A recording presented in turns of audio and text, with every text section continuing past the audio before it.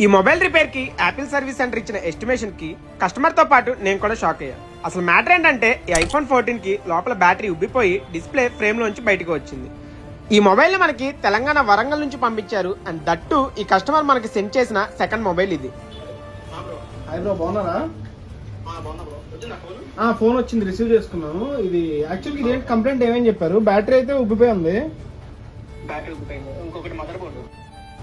విన్నారుగా, ఈ ఫోన్ కి బ్యాటరీ ఉబ్బిపోవడమే కాకుండా మదర్ బోర్డ్ లో కూడా కంప్లైంట్ ఉంది అని చెప్పారంట. ఈ రెండు రీప్లేస్ చేయడానికి వాళ్ళు చెప్పిన ఎస్టిమేషన్ అక్షరాల 52,500 రూపాయలు. ఇంకా అంత ఎస్టిమేషన్ చెప్పాక కస్టమర్ కూడా కంగు తిని వెంటనే మన రీఫిక్స్ మొబైల్ సొల్యూషన్స్ కి పంపించారు.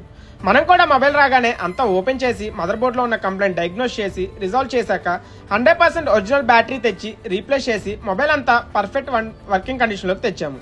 అది కూడా జస్ట్ 10,000 రూపీస్ లోనే. సో ఇలాంటి కంప్లైంట్ మీ ఐఫోన్స్ లో కూడా రావచ్చు. సో ఇప్పుడే రీల్లో కనిపించే నెంబర్స్ ని సేవ్ చేసుకోండి. అలానే ఈ వీడియోని తప్పకుండా మీ ఫ్రెండ్స్ అండ్ ఫ్యామిలీకి షేర్ చేయండి. And please follow our page for more videos like this. Thank you.